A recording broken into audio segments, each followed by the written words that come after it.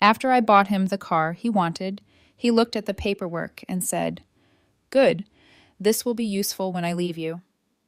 I looked him in the eye and said, "The paperwork will be, yes."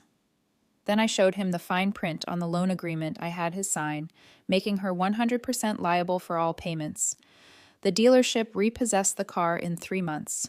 It happened on a Tuesday morning, 93 days after I closed the door behind me and chose silence over chaos. My phone buzzed while I was at my desk. A message from Daniel, an old neighbor who still lived in the complex. There was no text at first, just a photo. The gleaming white SUV, tilted, its front wheels lifted off the ground. A tow truck hooked beneath it like a mechanical verdict. Under the image, one line. "Guess this is the end." I stared at the picture longer than I expected to. The sunlight was cruelly bright. Neighbors stood nearby, pretending not to stare. The SUV that once occupied the prime parking spot was now being hauled away in the middle of the day, publicly, unapologetically. Luxury always looks different when it's being repossessed. Less glamorous, more exposed. After 3 missed payments, the bank had executed the final clause. No more reminders. No more grace. Just retrieval. I imagined Ethan standing somewhere nearby, watching, powerless. The same vehicle he once stroked like a prize was now a liability being dragged away for everyone to witness.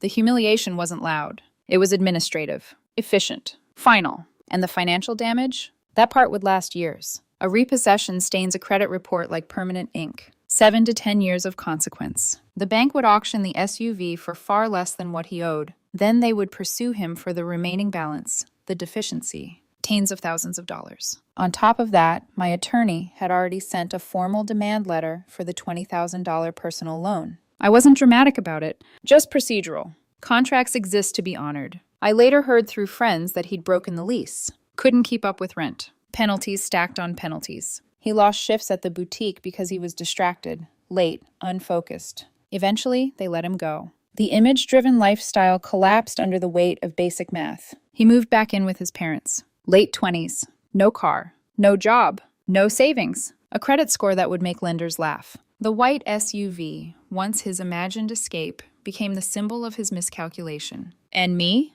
My life became very quiet. I moved into a space that felt intentional, clean, uncomplicated. I focused on work, on investments, on rebuilding the rhythm I'd briefly disrupted. People sometimes ask me if I regret the $20,000, if I feel guilty, if I ever think maybe I was too harsh. The truth is simpler than that.